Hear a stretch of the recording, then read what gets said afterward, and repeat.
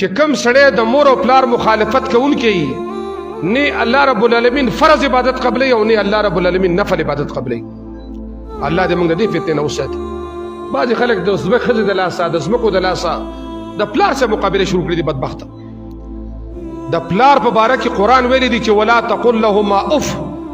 مور او پلار ته به د خولې نه ګورې اف نه راوباسي. که جنت غواړې د مور او پلار په دې قدمونو کې الله ایښی دی.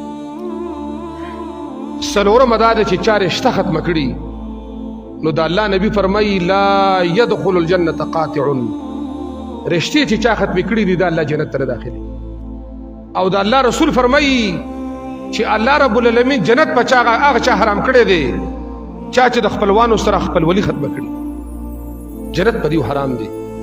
او محمد رسول الله صلی الله علیه وسلم فرمایي پل صراط چې دا د جهنم د پاسه پل دی دغلته به صله رحمي او امانت ورې ولاړي. د دې پاټه کې به الله لګولي.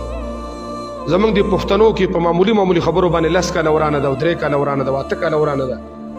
د ما څه غم خادي ونه کړه او د ماله دعوت قبول نه کړه، د ماله لور رانه کړه او د ماله خور نه راکوله. داسې خبرې دي. د تقدیر حساب کتاب دی چې څوک چاله الله تعالی رشته کې درکړه چې خپلوان او مور او پلار دې سر کافره مې د هغوی څه به احسان کې نو د دې ګناه نه په صدق الله ته توبه وباسي.